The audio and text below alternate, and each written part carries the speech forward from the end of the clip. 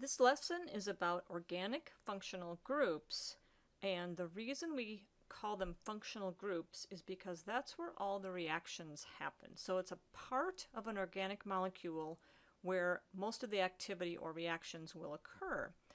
And so that will generally be any part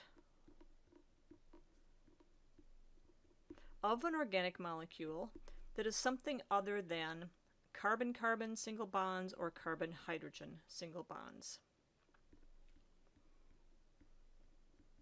So it's any part of an organic molecule that is not CC bonds or CH bonds, and that's carbon-carbon single bonds. So that would include carbon-carbon double bonds would be a functional group, which we call alkenes.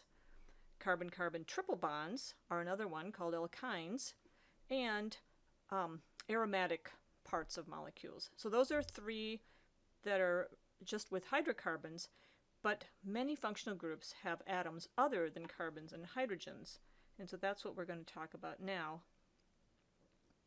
We're doing them as groups. So the first group is the alcohols, amines, and ethers.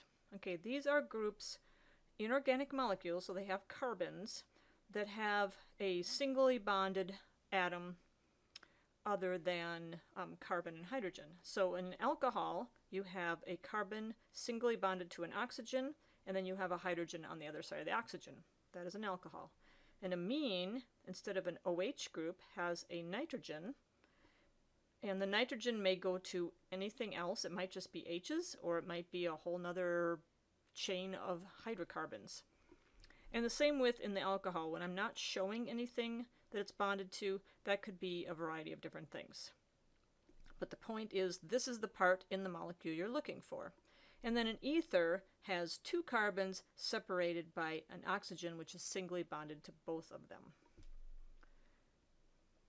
And then there's another class of functional groups that we're putting together because they all contain what is called a carbonyl group, which is carbon doubly bonded to oxygen. So notice all four of these have a C double bond O. All right, but they have the four different ones that I'm showing here are different in some way. All right, so the aldehydes have a carbonyl group with a hydrogen on at least one side. Okay, they could have a hydrogen on the other side. That would be the simplest form of aldehyde, but they could have another carbon. They could have 500 more atoms over there, as long as they have this group on the end. So that's an aldehyde. A ketone is similar, except that instead of an H, they have another carbon on the other side. So the carbonyl group is bonded to two carbons. And again, they can go to whatever on the other sides. A carboxylic acid might be thought of kind of like a combination of a carbonyl and an alcohol, but it is not an alcohol. It is a carboxylic acid. And it has a carbonyl, but another oxygen singly bonded to it and an H. So it has an OH group and a carbonyl. And then finally an ester has a carbonyl, an O, but then it's bonded to another carbon rather than H, like the carboxylic acid. All right, so these have specific details in how they need to be bonded. The tricky part is to locate those groups inside of a molecule. So we're going to practice that a little bit below here.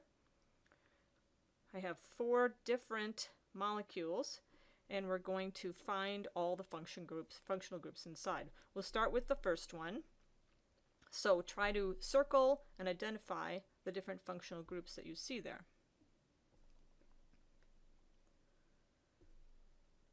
All right, hopefully you see here is an example of an alkyne. The H, as the way this is written, an H would actually be on the outside of the C. This is in a condensed form of writing a molecule where the H is written after the C that it bonds to. So that is a C double or triple bonded to another C.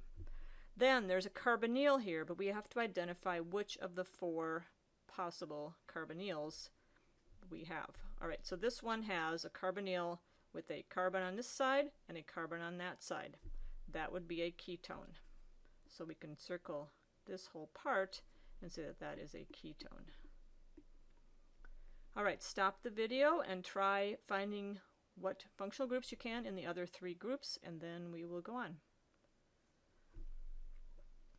In this one on the right, you have an aromatic group,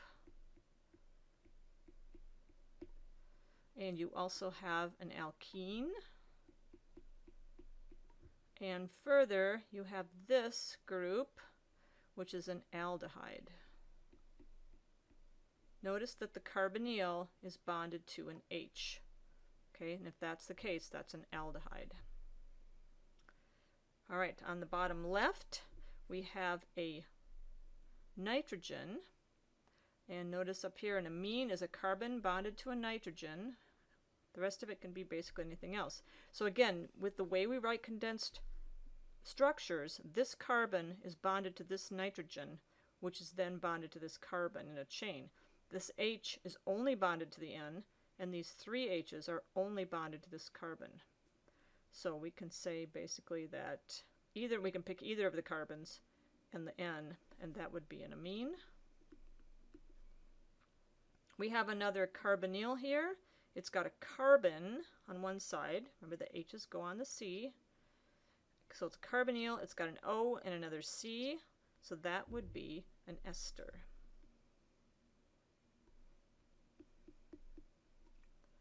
And finally, in the last molecule, we have a carbon with an OH.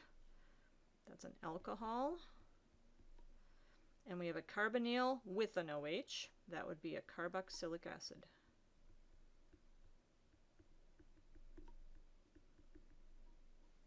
So be sure to practice looking in organic molecules and finding all the functional groups that you can.